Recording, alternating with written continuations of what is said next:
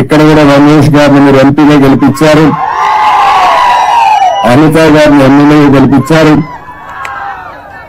మామూలు మెజార్టీ కాదు, కళ్ళు తిరిగే మెజార్టీతో గెలిపించారు. అందుకే నేను కూడా మీ రుణం తీర్చుకోవాలని నేరుగా ఇక్కడికే వచ్చా.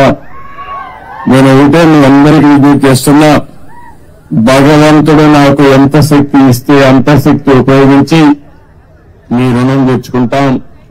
ఈరోజు మీరు చూస్తే ఒక పక్క తెలుగుదేశం, ఇంకో పక్క జనసేన, ఇంకో పక్క బీజేపీ,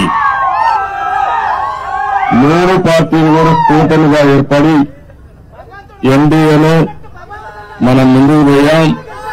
మీరు చూస్తే ఏదైతే అరాచకాలు చేసిన వ్యక్తిని, తప్పులు చేసిన వ్యక్తిని ప్రజాకోర్టులో ఏ విధంగా శిక్షించారో మొన్న ఎన్నికల ఒక ఉదాహరణ మాత్రం. ఎవరైనా సరే రాజకీయాల్లో విడిగితే వాళ్ళని కరెక్ట్ చేసే శక్తి మా ప్రజానీకానికి ఉంది. అదే మొన్న జరిగింది.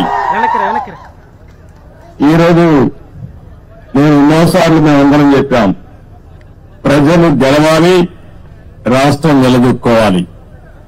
ప్రజలు గెలిచారు, గెలిపించారు. రాష్ట్రం నిలదొక్కోవడానికి మా బాధ్యత మేము చేస్తాం. మీరు కూడా పూర్తిగా సహకరించమని ప్రజలందరినీ కోరుకుంటున్నా. ఇటీవల 3 వాస్తవ పత్రాల్ని, ఏవైతే వైట్ పేపర్లు 3 పబ్లిసైజ్ చేశాను నేను, అందులో పోలవరం కూడా ఉంటుంది. ఈరోజు నేరుగా పోలవరం కెనాల్ కోసం వచ్చాను.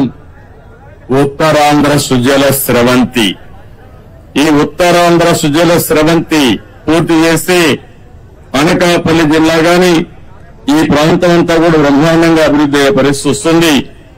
ఒక్క అనకాపల్లి జిల్లాలో 2,80,000 ఎకరాలకు నీళ్లు ఇచ్చే అవకాశం వస్తుంది. త్రాగునీటి సమస్య పూర్తిగా పరిష్కారం చేసే పరిస్థితి వస్తుంది.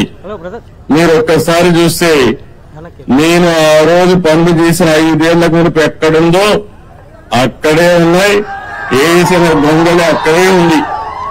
ఏం తమ్ముళ్ళు ఒక్క ఇటుకేమైనా పని చేశారా అని మిమ్మల్ని అడుగుతున్నా. ఏమన్నా ఎక్కడైనా ఒక తట్ట మట్టి వేశారా అని నేను అడుగుతున్నా. వీళ్ళు చేసింది గోతులు దిగారు, గుంతలు తీశారు. బాగు చేయలేదు కానీ గుంతలు తీసే పరిస్థితికి వచ్చారు. ఈరోజు మీరందరూ ఆలోచిస్తే Uttarandhra Sujala Sravanthi left main canal 214 కిలోమీటర్లు రావాలి. ఇప్పుడే దీనిపైన మీరు ఒకసారి చూస్తే పోలవరం నేను 72%